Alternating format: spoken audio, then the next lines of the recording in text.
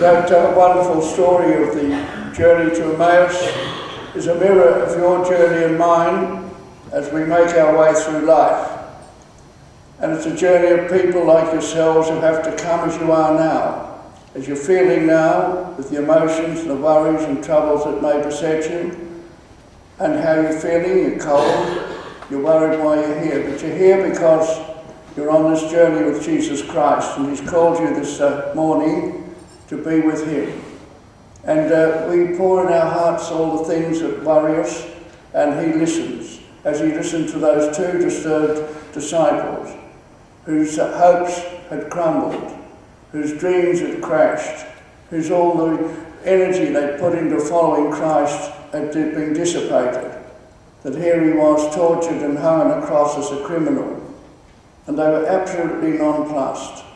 Their world had collapsed, and they decided, well, we'll abandon the whole project.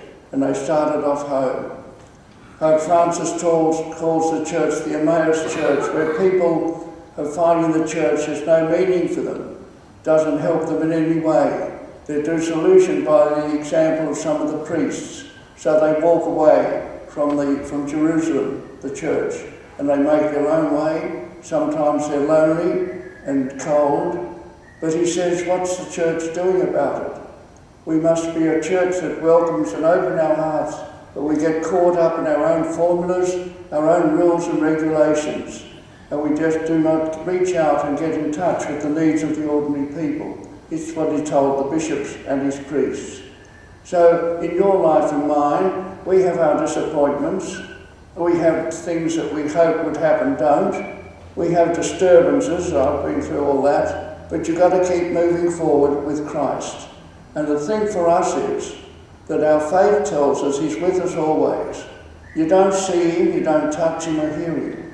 But the whole thing comes to place in what is called the breaking of the bread.